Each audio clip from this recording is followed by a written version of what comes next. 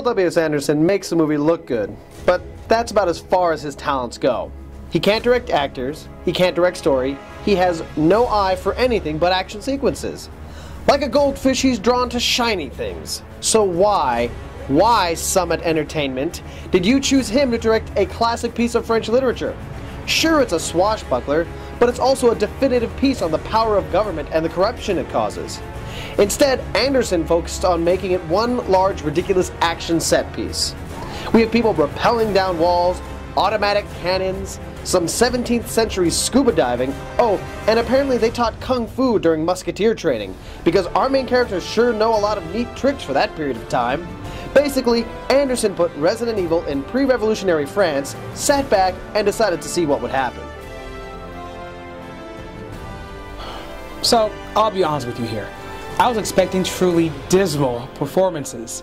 Now, they weren't actually that bad. Well, Mia Jovovich was really hard to watch, but everyone else was alright.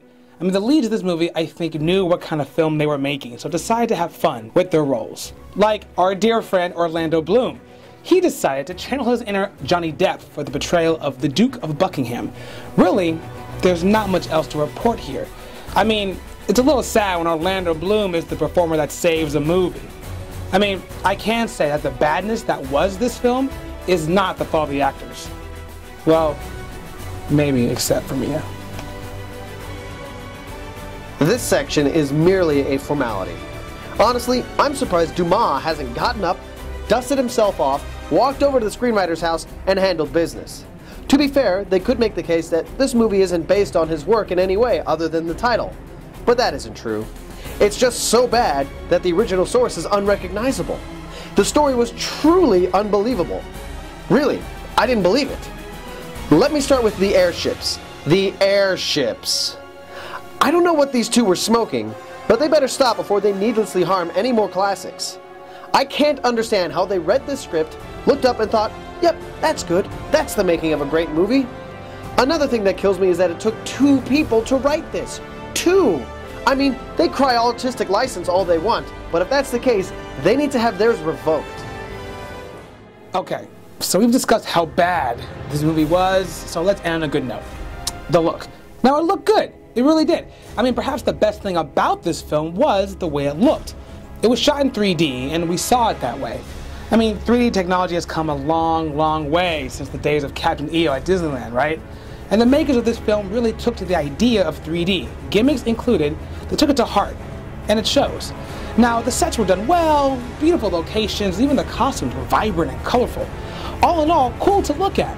The fight sequences were well done. No blood splatter, which was a little disappointing, but with a PG-13 rating, they couldn't go overboard, I guess. Special effects, nicely done. Even the slow motion shots were well placed. I'm telling you, the movie looked the part, but for some reason, still didn't quite get together in the end. Alright, so, Three Musketeers, is it worth your money? No. Theater is what I was going to say. I don't.